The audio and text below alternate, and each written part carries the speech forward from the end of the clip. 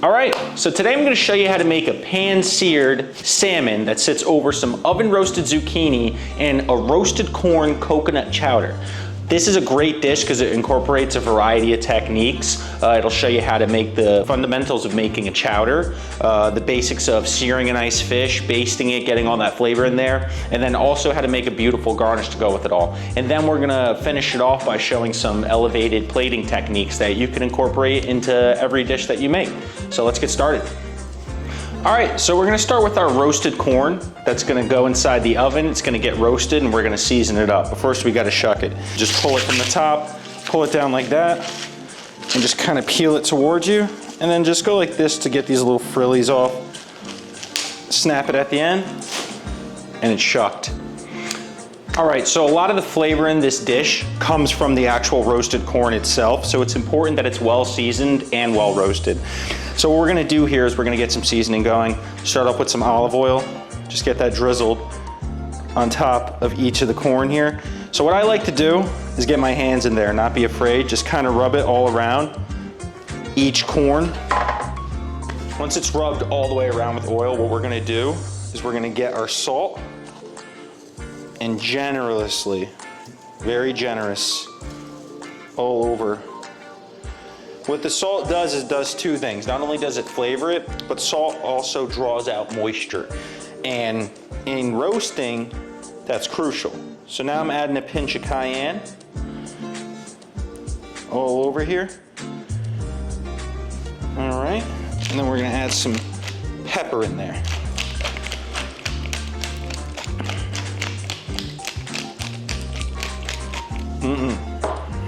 A little more oil. And then what I'm gonna do is just kind of roll them around, get them dancing in there, get all that flavor out, rub them down. All right, so the corn's in the oven. It's roasting at about 400 degrees. It's probably gonna take about 40 to 45 minutes for it to be done. So while we're waiting for that, let's get the rest of our ingredients mised out and we'll get everything done. All right, now what we're gonna do is prep the zucchini. It's important that we get some of that moisture out of the zucchini before we roast it, because if not, it's just gonna be really watery and it's gonna just kind of overpower the chowder.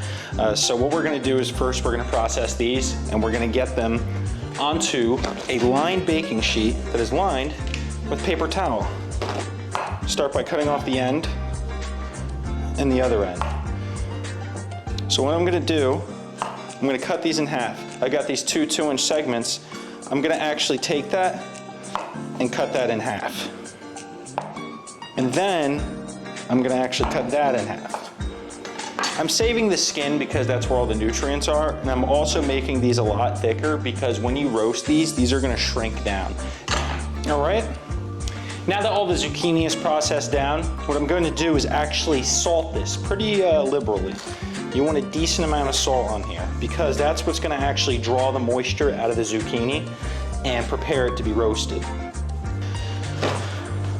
Then we just take another paper towel. We go right on top just like that, and you let this do its thing. All right, so now we're gonna get our ingredients ready for the rest of the dish. It's just good to have everything mise en place or everything done prior to you actually cooking, because you just want to be able to throw your ingredients in there while the chowder's cooking, not have to cut things up in between while you're waiting. So I'm just going to take off this woody stemmy area over here, get rid of that, and then we're going to cut these down into about 2-inch segments. So now what we're doing is we're basically just cutting these in half after we cut them into those 2-inch sections, and then we're going to cut those halves in half. And then you're gonna grab it just like that, line them up, and then just take your knife and just get a nice dice there. And then we end up with this beautiful dice. So we're gonna start with this potato. I have, before you start cutting a potato, make sure you have some water sitting on the side, because potato oxidizes really quickly and it turns brown, and you don't want brown potatoes. So what you're gonna do is as soon as you're done cutting it, you're gonna put it in that water, and that prevents it from browning. So we're gonna start peeling. We're gonna cut that potato in half. And then what we're gonna do is we're gonna literally take about 1/4-inch slices here, just like that. So now this is the fun part. You do the same thing basically that we did with the celery. You just take these and cut them into 1/4 inch little strips, just like that. Now what we're gonna do is the same thing we did with the celery. Bump everything up to the knife, just like that, and then chop away. And then you end up with these perfect little dice. And then right into the water. And that prevents it from browning. So I'm gonna cut the onion in half, and then cut the tops of the onion off.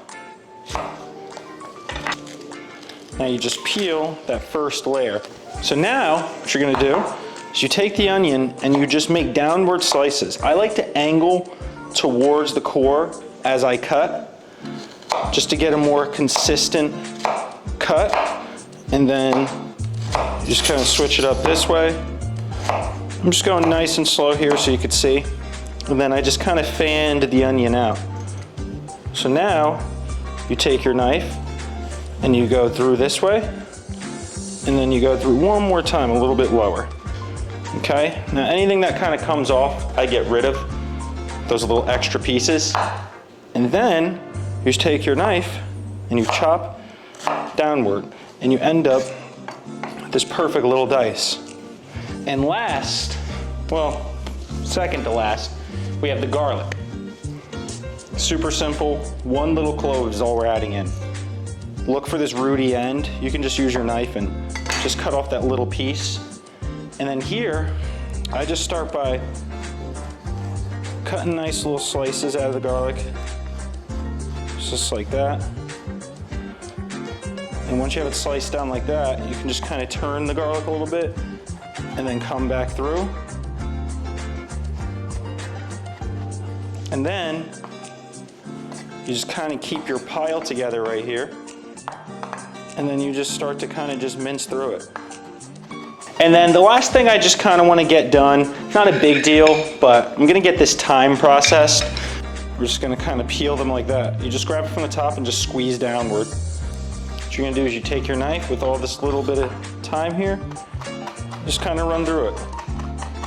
Kind of the same principle with the garlic. All right, so corn's out of the oven. It looks really good. It's got a nice color to it.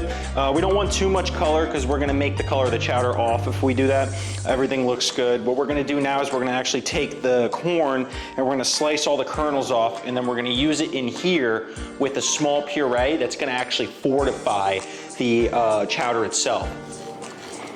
Now, when you're cutting down, make sure that you don't cut too far into the corn because you don't want all that kind of inner membrane in there. You just kind of want the kernels, and they pop right off. So what we're gonna do is put half this in. We're gonna take some of the coconut milk that we're gonna be using later and put that in there. And now we're gonna create this nice little puree.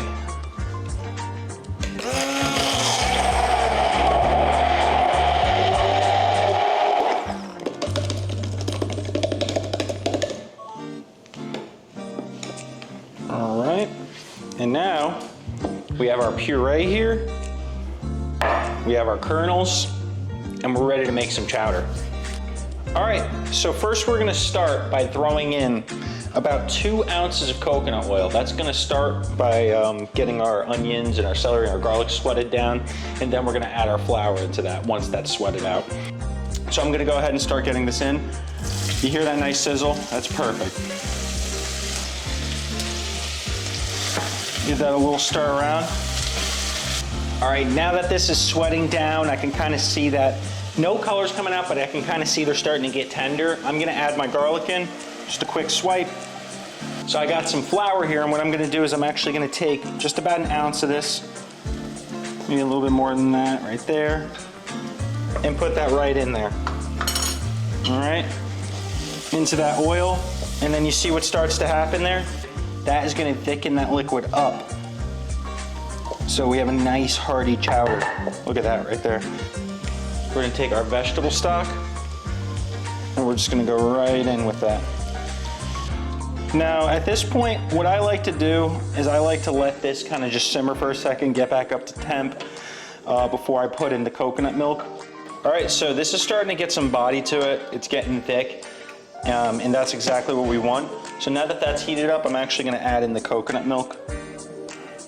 All right, so we don't want anything at this point, from this point on, we don't want anything to aggressively boil. We don't want anything popping around, nothing like that. Nice light simmer. So what I'm gonna do is I'm actually gonna season this. I season at every stage, so nice amount of salt. Add some pepper in. Tastes really good. So it definitely needs more work. It's not done yet though. So now that it's kind of simmering right there, you can see that, what we're gonna do is we're gonna add in the rest of our ingredients. We're gonna start with this corn puree. And once we add that in, it adds so much body to it instantly.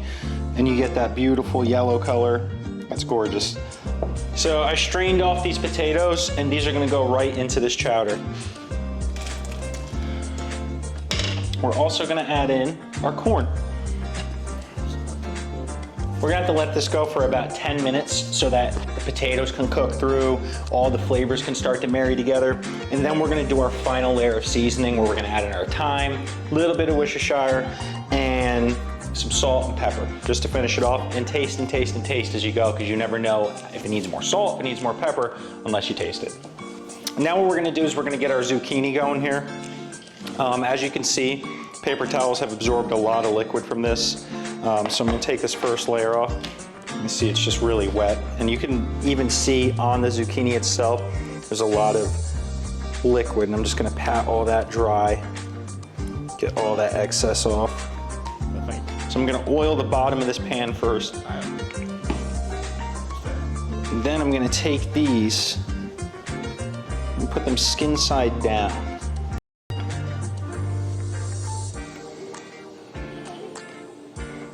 Inside the pan here. Take a little drizzle of oil. Get right on top there. Now you shouldn't have to add more salt at this point because they've been marinating in salt basically. So I'm just gonna add a nice amount of pepper. I mean a generous amount of pepper.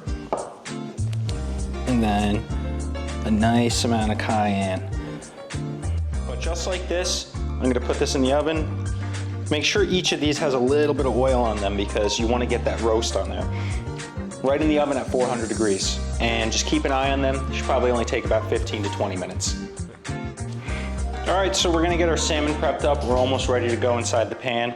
So what I like to do is just go ahead and get it skin side down when we put it in the pan. We're gonna start it skin side down.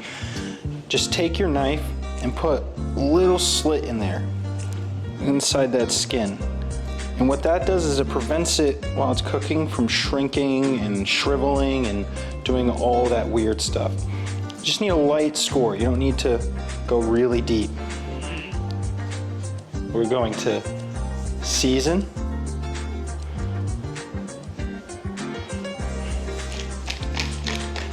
Salt, pepper.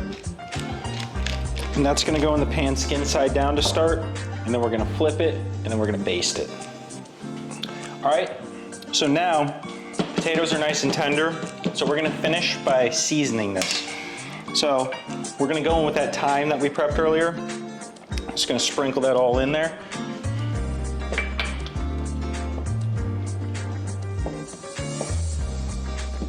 We're gonna add in a nice pinch of salt. Crack in a little more pepper.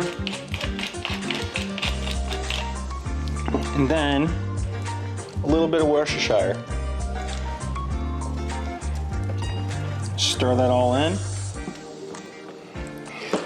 All right, now that this is done, what we're actually gonna do is we're gonna turn this off, take it off the heat, put a lid on it, because our salmon will be done in no time. All right, so it looks like the pan is hot enough. I'm gonna go ahead and grab some coconut oil here. Maybe a little bit more, because we have to be able to baste. Just gonna go ahead and take this, lay it skin side down, gently right in the center of the pan there. Now, once I've laid that down, I'm not trying to disturb it. I'm trying to let it do its thing, let it hang out. Trust the salmon. A little salt and pepper on top. A little salt. A little pepper. And now, I'm gonna take some of that thyme. Now we're gonna start to baste. While we're waiting for that, just let it rest. Don't disturb it too much. You can give it a baste every now and then. All right. Now I'm gonna go ahead and flip the salmon. Very nice. Not sure if your salmon's done or you need it to cook longer, let's say, and you flip it over on this side already and you're like, wow, I already flipped it. It's not like a burger. You can flip it back over. It's not a big deal. See, because the tail end towards the dinner end is starting to get a little bit overcooked. So what I'm gonna do is I'm gonna flip it back over and then just start basting it on the thick side here. That's where I really wanna start to get cooking. And just kind of put that tail end away from the heat. You can work your pan. And I'm gonna let that rest right there. And now, all the rest of our components should be ready at this point. All right, so now we're ready to assemble. Everything's done. We got our chowder, we've got our salmon ready, we've got our microgreens over here, and then we have our zucchini. The zucchini just came out of the oven. What I'm actually gonna do is we're gonna hit that with a little bit of lemon zest. Now, a little trick, when you have fish and you don't want it to get soggy, the skin, but you still want to add acid, lemon, you just take your fish and you just give it a very light squeeze on the back end and then instantly flip it back over. And we're gonna grab some of this beautiful chowder that we made and just start to layer it on in there. I want a nice amount of that in there. Is we're gonna take our zucchini, and this is kind of gonna hold the salmon up.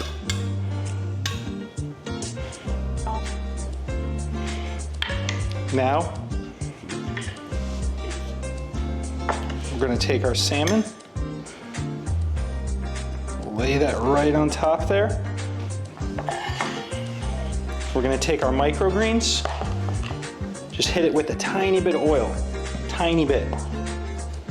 Tiny pinch of salt, and then a little bit of lemon juice right on top. I don't wanna make them super soggy or super dressed because we don't want them to make the skin soggy.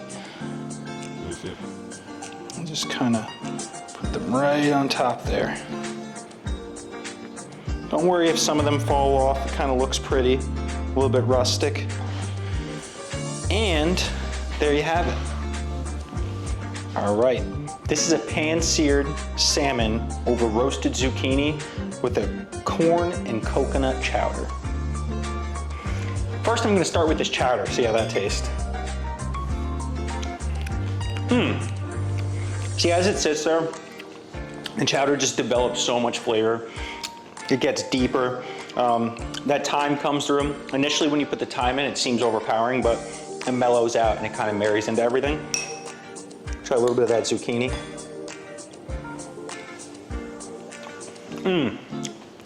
Zucchini is super good. It's got that punch from the cayenne. It's still tender, but it's got a little bit of a crispiness, if you will, on the outside. And that punch from the lemon zest really carries it through. Let's get a piece of salmon.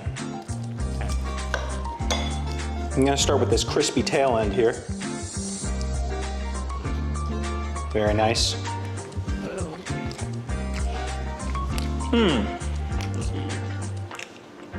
That salmon is delicious. I mean, absolutely delicious. Especially when it hits that corn chowder. So good. And I'm gonna cut right into the salmon. Oh yeah, that's nicely cooked.